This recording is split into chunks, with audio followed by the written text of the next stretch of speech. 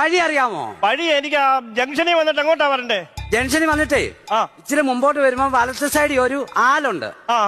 ആലിന്റെ അവിടുന്ന് ശകലം മുമ്പോട്ട് വരുമ്പോ വലത്ത് സൈഡിൽ കാണുന്നത് സോമന്റെ വീടാ. നമ്മുടെ തങ്കമ്മയുടെ വീട്. തങ്കമ്മയുടെ ഭർത്താവായി സോമൻ. അവിടുന്ന് വീണ്ടും മുമ്പോട്ട് പോണം. മുമ്പോട്ട് ചെല്ലുമ്പോ വീണ്ടും വലത്ത് സൈഡിൽ ഇരിക്കുന്ന വീട് സുരേഷിന്റെയാ. സുരേഷ് നമ്മുടെ വസന്തയുടെ വീടെന്ന് പറ. എടാ വസന്തയുടെ ഭർത്താവായി സുരേഷ്. ആണോ?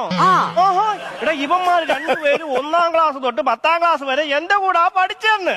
എന്നിട്ടും അവന്മാരുടെ പേര് അവൻ അറിയില്ല.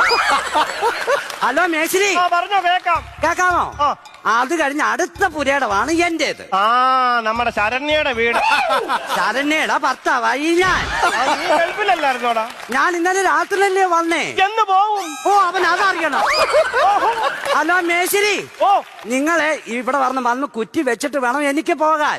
ഞാൻ കുറ്റി വെച്ചിട്ട് നീ അങ്ങ് പൊക്കോ. വഴി അറിയാമോ?